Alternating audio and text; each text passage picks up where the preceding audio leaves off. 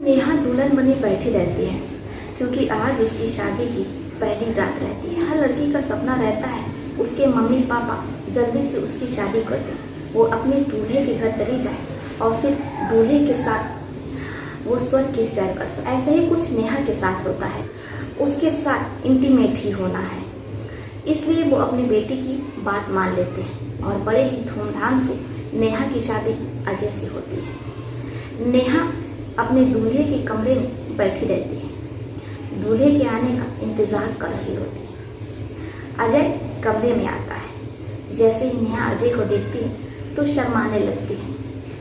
अजय कहता है कि देखिए जी, आपको शर्माने की क्या ज़रूरत है, अगर शर्माना ही था तो फिर आप शादी ही क्यों की। नेहा कहती है कि देखिए, मैं ये सब कुछ पहली बार करने जा रही हूँ, इसलिए थोड़ी तो शर्म आएगी ही। अब अजय नेहा के साथ वो सब कुछ करता है जो कि वो वाली फिल्मों में दिखाया जाता है। शादी की पहली रात लड़का लड़की, पति पत्नी, दूल्हा दुल्हन जो एक दूसरे के साथ करते हैं। नेहा और अजय सुबह तक ये सब कुछ करते रहते हैं। अजय रुकने का नाम नहीं लेता है। नेहा अजय से कहती है कि देखिए जी, हमारी सासू माँ आवाज़ लगा रही हैं, हमें बाकी रस्मों को अदा करने के लिए नीचे जाना है। नेहा नीचे जाने के लिए जैसे ही उठती है तो वो बेड से नीचे गिर जाती है। अजय घबरा जाता है कि आखिर उसकी दुल्हन को क्या हो गया। वो नेहा को जगाने की कोशिश करता है, लेकिन नेहा नहीं उठती है। शोर शराबा सुनकर के परिवार आता है तो लज्जा जाता है। वो नेहा को चादर उड़ाता है, चादर से ढांकता है। इसके बाद आनंद फानंद में परिवार नेहा को लेकर के हॉस्पिटल जाता है, लेकिन जैसे ही वो लोग हॉस्पिटल पहुंचते हैं हड़कंप मच जाता है, क्योंकि नई नवेली दुल्हन नेहा जिसकी मौत हो जाती है। अब जैसे ही नेहा के परिवार वाले ये सुनते हैं कि उनकी बेटी को विदा हुए एक दिन भी नहीं हुआ है, उनकी बेटी का देहांत हो गया, उनकी बेटी की मौत हो गई। वो आनंद फानंद हॉस्पिटल पहुंचते हैं। अब मायके पक्ष और ससुराल पक्ष दोनों में ही कहासुनी हो रही होती है। मामले को बढ़ता हुआ देख हॉस्पिटल वाले पुलिस को सूचना दे देते हैं। पुलिस मौके पर आती है, शव को पोस्टमार्टम के लिए भेज देती है। जब रिपोर्ट आती है तो पुलिस सन्न रह जाती है, जिसे यकीन ही नहीं हो रहा होता है कि कोई भी व्यक्ति इतना गिर सकता है।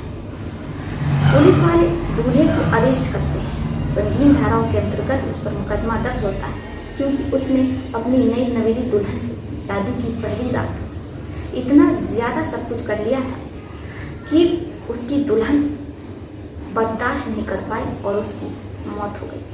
अब अजय से पूछताछ होती है तो अजय कहता है कि मेरे दोस्तों ने मुझे ये सलाह दी थी कि अगर तुम दवाई खा करके अपनी दुल्हन के साथ ये सब कुछ करोगे तो तुम बिना रुके ये सब कुछ कर सकते हो, इसलिए मैंने बहुत सी गोलियां खा ली। मुझे लगा कि अगर मैं अपनी दुल्हन को शादी की पहली रात खुश कर सकूंगा तो मेरी नई नवेली दुल्हन पर मेरा रुबाब जम जाएगा, इसलिए मैंने अपने रुबाब के लिए, अपने इम्प्रेशन के लिए अपनी नई नवेली दुल्हन के साथ वो दवाई खा करके सब कुछ किया, क्योंकि मेरे दोस्तों ने कहा था।